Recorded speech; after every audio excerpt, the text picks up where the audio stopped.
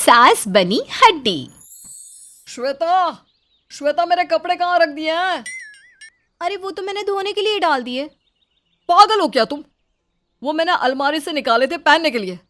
वो कपड़े तुमने धोने के लिए कैसे डाल दिए?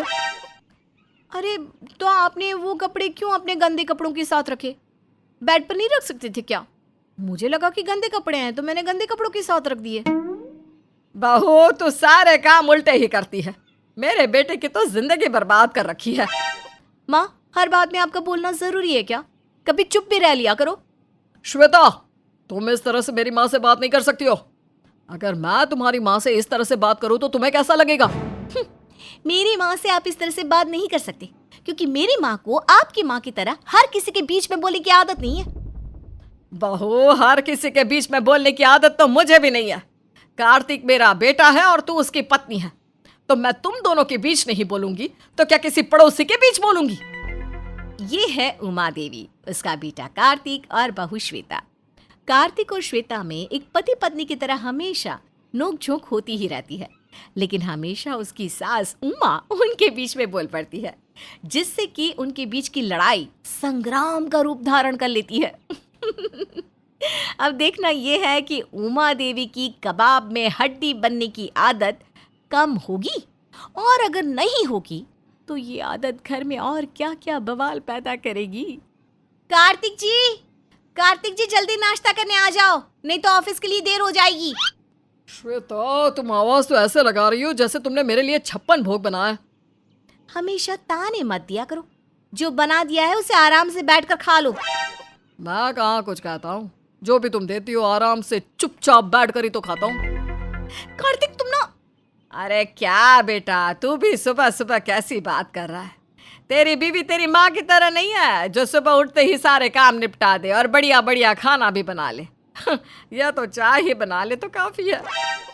माँ जी, ये जो आप चाय के साथ पराठे खा रही हो ना, ये मैंने ही बनाए हैं, और कार्तिक जी के लिए नाश्ता और लंच भी मैंने ही बनाया है। बहू, मुझे क्या सुना रही है? तूने जो किया है वो अपने पति के लिए किया है, मुझ पर कोई एहसान नहीं किया तूने। माँ जी, एहसान तो मैं आप पर बहुत करती हूँ, लेकिन आप मानती नहीं हो। माँ श्वेता, मजाक मजाक की बात को आप कहाँ से कहाँ ले गई? प्लीज आप दोनों चुप हो जाओ। चुप कराना है तो अपनी माँ को कराओ ना, जो मेरे पीछे पड़ी रहती है, लेकिन अपनी माँ के आगे तुम एक शब्द नहीं बोल पाओगी। श्वेता गुस्से में वहां से चली जाती है। कार्तिक अपनी माँ से कुछ बोलने ही वाला होता है कि तभी उसकी माँ उससे कहती है, चुप कर नालायक, खबरदार अगर एक शब्द भी निकाला तो तेरी बीवी तेरे सामने मेरी इतनी बेइज्जती करके गई और तूने उससे कुछ कहा तक नहीं। बेशर्म, इसी दिन के लिए तुझे पाल पोस कर बड़ा किया था क्या मैंने? उमा जी भी वहां से चली जाती है। फिर कार्तिक खुद से कहता है, अरे मैंने क्या किया? दोनों मुझे ही सुना कर चली गई। कार्तिक बेटा, तू भी चुपचाप ऑफिस चला जा, वरना ये दोनों आज तुझे छोड़ेंगे नहीं। कार्तिक वहां से चला जाता है। शाम को जब वो घर आता है तो साथ में 2 साड़ियां लाता है। वो साड़ियां कार्तिक अपनी माँ और पत्नी को देते हुए कहता है, आप दोनों में सुबह सुबह बहुत जोर से लड़ाई हुई थी ना, इसलिए मैं आप दोनों के लिए अपनी तरफ से छोटा सा गिफ्ट लाया हूँ। पसंद आया आप दोनों को? बेटा, अपनी बीवी के लिए तो तू सिल्क की साड़ी लाया और मेरे लिए ये मामूली और सस्ती सी कॉटन की साड़ी। अरे कॉटन की साड़ी अभी बहुत अच्छी और महंगी आती है, तुझे यही साड़ी मिली थी। लेकिन माँ, आप इस तरह की साड़ियाँ पहनती हो, यही सोचकर मैं आपके लिए ले आया। नालायक, अपनी बीवी की साड़ी तुझे अच्छी और महंगी लगती है और मेरी साड़ी सस्ती है? ले, मुझे नहीं चाहिए ये साड़ी, ये भी अपनी बीवी को दे दे, चोरों का गुलाम कहीं का। माँ जी, आप अपने बेटे से लड़ रही हो, फिर भी बार बार मेरा नाम क्यों ले रही हो? या तो आप मेरी बात में जरूर बोलेंगी, या फिर आपकी दुनिया में किसी से भी लड़ाई हो जाए, हाँ, बीच में मेरा नाम जरूर लेंगी। श्वेता, अब तुम मत शुरू हो जाओ प्लीज यार। अरे क्यों चुप हो जाओ? अपनी माँ को चुप नहीं करवा पा रहे और मुझे बोल रहे हो? माँ जी ने सारा बखेड़ा साड़ी की वजह से शुरू किया है ना। लो, अब मैं भी ये साड़ी नहीं पहनने वाली। लो, दे दो इन्हीं को, दोनों साड़ी यही पहने। श्वेता साड़ी रखकर चली जाती है। उधर उमा भी अपने बेटे को सुनाकर चली जाती है। कितना भी कोशिश करूं कि घर में लड़ाई ना हो, लेकिन माँ और श्वेता में लड़ाई होती जरूर है। पता नहीं माँ क्यों हर किसी के बीच में बोलती है, कुछ और सोचना पड़ेगा। कार्तिक ये सब सोच ही रहा था कि तभी उसके मामा अनिल वहां आ गए। कार्तिक उन्हें देखकर बहुत खुश हुआ और उनके गले लगकर बोला, मामा, मामा कैसे हो आप? कब आए आप? मैं आपको बहुत मिस करता हूँ। मुझे अभी तुम्हारी बहुत याद आती है, इसीलिए तो आ गया मिलने। रहने दो मामा, याद आती है तो भी इतने दिनों बाद मुझसे मिलने आए हो। कोई प्यार व्यार नहीं करते आप मुझसे। अरे ऐसे कैसे बोल दिया कि मैं तुमसे प्यार नहीं करता बच्चों? आखिर इकलौता भांजा है मेरा, मैं तुम्हें प्यार नहीं करूँगा तो कौन करेगा? अच्छा ये बताओ, माँ कहाँ है तुम्हारी? अभी तो उसे भी मनाना है। अनिल घर में सबसे मिलता है। एक दिन सभी एक साथ बैठकर खाना खा रहे थे, तभी श्वेता कहती है, कार्तिक जी, आज मैंने आपकी पसंद का मूंग की दाल का हलवा बनाया है और मामा जी आपकी पसंद का रायता। बहू तुम्हें कैसे पता कि मुझे रायता पसंद है? कार्तिक ने बताया होगा। बहू, कार्तिक ने तुझे सभी की पसंद बता दी, लेकिन मेरी पसंद नहीं बताई। माँ जी, आपके लिए तो मैं रोज बनाती हूँ कुछ न कुछ, बल्कि रोज आप ही के तो पसंद का खाना बनता है इस घर में। अच्छा बहू, तू कहना क्या चाह रही है कि मैं तुम लोगों की पसंद का ध्यान नहीं रखती? अरे शर्म कर ले बहू, आए दिन तो तू बिरयानी बना बना कर खाती रहती है, मैंने तो कभी कुछ नहीं कहा। अब तो कह दिया ना माँ जी, अब और कुछ भी बाकी नहीं रहा। बिरयानी भी आपके कहने पर ही बनाती हूँ। अरे बस कर बहू, मेरा मुंह मत खुलवा। तेरे मायके वाले आते हैं तो तू कैसे अच्छे अच्छे पकवान बनाती है, तब पूछती है मुझसे। तब तो पूछना दूर, बताना भी जरूरी नहीं समझती। माँ जी, आप मेरे मायके वालों का नाम मत लो, नहीं तो मैं भी क्या है? बोलना, चुप क्यों हो गई? माँ श्वेता, मामा जी बैठे हुए हैं, कम से कम उनकी तो शर्म कर लो।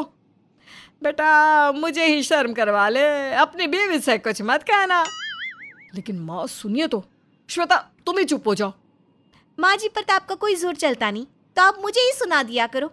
हमेशा की तरह दोनों ही कार्तिक को सुनाकर चली जाती हैं। अनिल ये सब देखता है तो कार्तिक से पूछता है, ये सब क्या है कार्तिक? मामा जी आप चिंता मत करो, आप खाना खाओ, ये सब तो रोज की बात है। तो तुम ये सब बर्दाश्त कैसे करते हो? कुछ करते क्यों नहीं? मामा जी, सारी गलती माँ की ही होती है। वो हर बात में और हर किसी के बीच में बोलती है, इसी वजह से लड़ाई होती है घर में। अब आप ही बताओ, मैं माँ को डांट नहीं सकता और डांटने का कोई फायदा भी नहीं है, क्योंकि माँ किसी की सुनती ही नहीं है। समस्या तो बहुत गंभीर है, चलो हम मिलकर इसका कुछ समाधान ढूंढते हैं। अनिल कार्तिक के साथ मिलकर अपनी बहन को सबक सिखाने के लिए तैयार हो जाता है। अगली सुबह श्वेता किचन में नाश्ता तैयार कर रही थी, तभी उमा कहती है, पता नहीं क्यों बहू इतना धीरे हाथ चलाती है, यह नहीं कि जल्दी नाश्ता बना ले। तो माँ आप किचन में जाकर उसकी मदद करवा दो ना। अरे चुप कर नालायक, अपनी माँ से इस उम्र में काम करवाएगा? माँ उम्र चाहे कोई भी हो, इंसान के हाथ पैर चलते रहने चाहिए। उमा को इस तरह से अपने बेटे का बीच में बोलना अच्छा नहीं लगा। दोपहर को उमा कबाड़ी वाले को घर पर कुछ कबाड़ा बेच रही थी। भैया आप हमेशा इतना सस्ता कबाड़ा ले जाते हो, और ये रद्दी, इसके तो आज मैं ज्यादा पैसे लूंगी। माँ जी, उस गरीब आदमी को कुछ खाने कमाने दोगी या नहीं? जितने पैसे दे रहा है ले लो ना उतने। अरे बहू तो क्या वकील हो रही इस गरीब आदमी की? माँ जी, मैं तो बस ये कह रही थी कि अरे चुप कर, तेरी हिम्मत कैसे हुई मेरे बीच में बोलने की? जैसे आपकी हिम्मत होती है ना सबके बीच में बोलने की और लड़ने की। शाम को कार्तिक घर आया तो उमा अपनी बहू की शिकायत करने लगी। कार्तिक, दोपहर को तेरी बीवी ने कबाड़ी वाले के सामने मुझसे बहुत जबान चलाई है। तो क्या हुआ दीदी, आपकी भी तो जुबान कम नहीं है। अनिल, तू क्यों बीच में बोल रहा है?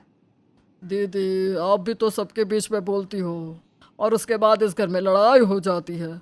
इसलिए सारे घर वालों ने मिलकर फैसला किया है कि हम भी आपके बीच में बोलेंगे और हड्डी बनेंगे। अपने भाई की बात सुनकर उमा समझ जाती है कि सभी ने उसे सबक सिखाने के लिए ये खेल खेला है। वो अपनी बातों पर शर्मिंदा होती है और फैसला करती है कि अब आगे से किसी के बीच में कुछ नहीं बोलेंगी।